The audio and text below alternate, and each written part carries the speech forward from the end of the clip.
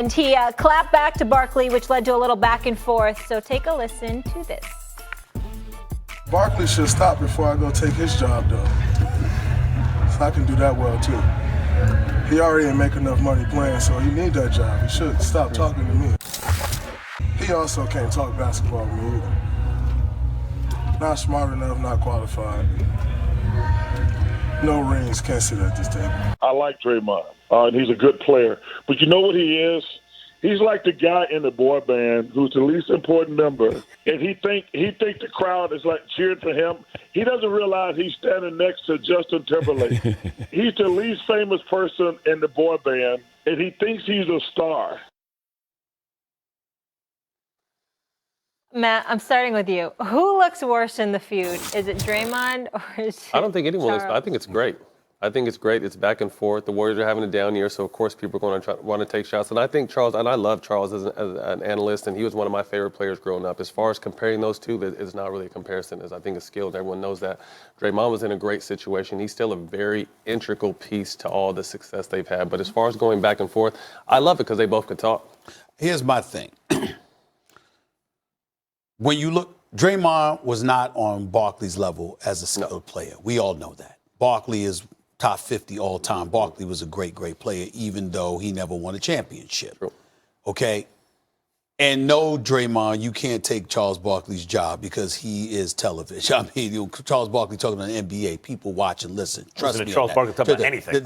There you go, okay? Boy bands. Here's my problem, though. On one hand, Barkley knows the game, and you know there's more to the game than just scoring. I can't stand when basketball players sit up there and call out other dudes because they weren't the scorer. Let me tell you something right now. You know who Ewing loved? Oakley.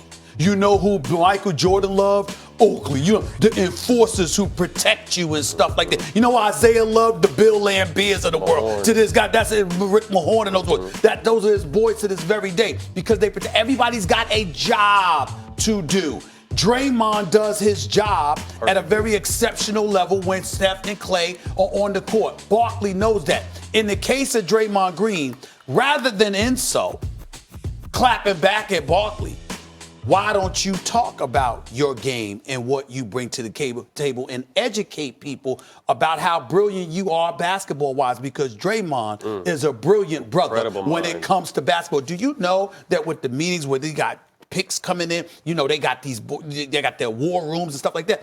The other players ain't there. Draymond shows up. Draymond's in that war room with the Golden State Warriors, picking players, telling you what players will work, what players won't, what system we should run, et cetera, et cetera. Draymond is an active participant. The brother is a savant basketball-wise, and I wish that instead of just clapping back at Barkley, he would show that. Draymond does, like, Oakley, boycotting the Knicks and Dolan until he apologizes publicly to Oakley. I'm waiting on Blockbuster lines as a kid for Knicks tickets to watch Oakley. Love Oakley. And a lot of the guys you mentioned, Draymond does more than just what the typical power forward used to do. I always thought if you boil down the Warriors to their essential elements, Steph is one. I think Draymond is two, actually. His pick and roll partner, the guy, the do everything man. You can't really run that system the same way without Draymond. And there are only a handful of Draymonds that, Draymond should clap back at Charles and say, well, I've won championships, partly because the way I can integrate into that stuff. I'll say this about Barkley. Draymond thinking he could do Charles Barkley's job better than Barkley. Barkley's job is not just analyzing basketball. Charles Barkley is the most entertaining dude in the media, period. I'll watch Charles Barkley and listen to him talk about anything. He's hilarious. And the only guy I really seen getting, when they're snapping, Shaq can snap better than Chuck. He gets the better of that. Shaq wants to fight him, Chuck is the most entertaining dude in the world. I think Draymond's going to be successful post-carear talking about basketball, too. He's got very a entertaining, really very good funny. personality, too. And I'm going to go out. I'm going to go out on a wire and say maybe they get one, but I don't see Golden State winning multiple titles without the importance of what Draymond does, not only to that team on the floor, but like Stephen A. said, the Warriors culture as a whole. He has his handprint on that culture as a whole, and they've all taken his mentality and approach to the game. And they didn't listen. That's why they paid him a $100 million extension that kicks in next year. You can't just win just with them doing their job. He has to do Draymond his Green, job. a Hall of Famer? Excuse me? Draymond Green a Hall of Famer? I think when all is said and done. I think so I think too. he is, too. If Rob is a Hall of Famer, he's a Hall of Famer. He might not be Justin Timberlake in the band, but he's someone. Ringo Starr's in the Hall of Fame, I'm sure. A lot of money too. Yeah. Scoring ain't the only thing you do to win games. Listen, they're both great for basketball. It's a lot of fun. They are. I enjoy it. Keep it going for our entertainment. Pointed at, not having the fans, because that's what I play for. I play for my family. I play for my fans. They're saying no one could actually come to the game if they decide to go to that point. So I'll be disappointed in that. But at the same time, you gotta listen to the people that's keeping a track on what's going on, and if they feel like it's best for the safety of the players, the safety of the franchise, safety of the league, to mandate that, then we all listen to it. Okay, so Matt Barnes is with us, and we turn to Brian Windhorst, our insider. And what he's about to share here is by far the most important thing you will hear in sports today. There was a conference call amongst the owners. Let's talk about it. Very rare to have a conference call like this. Also potentially historic, because one of the things about this I've been told, everything is on the table. Any option that you want to bring up, whether it comes to suspending play, whether it comes to moving fans from arenas, whether it comes to relocating games to neutral sites, all of that stuff is possible. The second thing that I think is key, the NBA is making decisions with the player safety number one. Because they want to protect their players, of course. But if a player were to be diagnosed with coronavirus, my feel is that the league would have to suspend operations. So they want to protect the players, protect that situation. But there's so many moving parts here, including local governments. If the governments make this inevitable, where they say you can't, like they have done in San Jose, it's going to be taken out of the owner's hands. And they have to come up with an action plan, and they have to decide what that's going to be today. And so who is leading this? You were telling us in the meeting earlier that there are, I don't want to say dissenting voices, but there is some debate as to whether it is the league that should be making these decisions or they should just rely on government to make decisions. The league has tried hard to get a consensus, and the difficulty has been they can't get it because there's no action plan here. They didn't develop this. They can't say, well, we did this back in 1987 or what have you. It's all new. And the issues that are in front of them are safety, absolutely. But two, revenue. That has to be considered. The concept that the league would potentially play playoff games without fans would be hundreds of millions of dollars in risk revenue that could, frankly, collapse the salary cap next year because all of those numbers have been computed in. These are things that are the second and third level decisions that come down the line, but have to be discussed so they have an action plan going forward.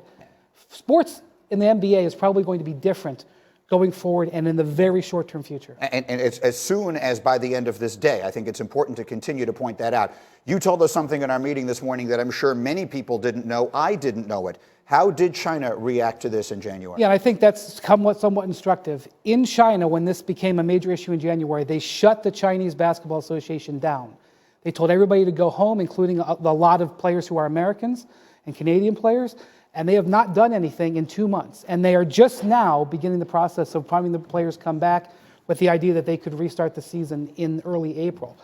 That is something that the NBA is going to have to take a look at and study, because just in Los Angeles alone, the playoff games that would be worth over $100 million with the Lakers and Clippers just in those playoff revenue. And I realize it's not all about revenue, it's about safety, but the owners at some point have to make a judgment here. And those are the things that are going to be discussed today and over the next 2 days. Matt, you've been in touch with current players. What are they saying about this? I was at Draymond Green's birthday party this weekend, and it wasn't even a topic of discussion.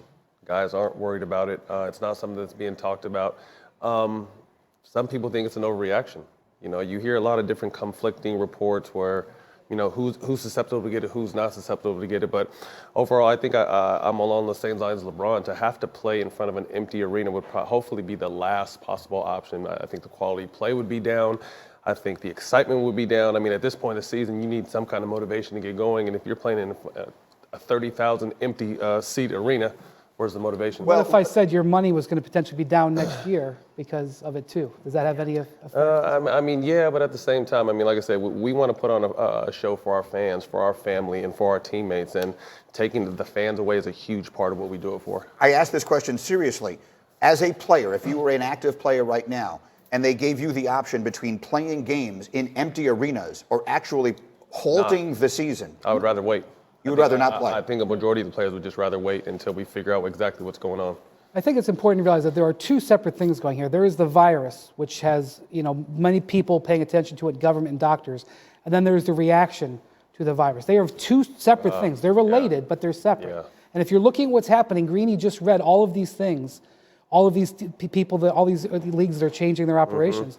The NBA is going to be changing their operations effective immediately. Right. That is not under debate. Right. That's going to happen. It's just the extent of what their operation change is going to be. And the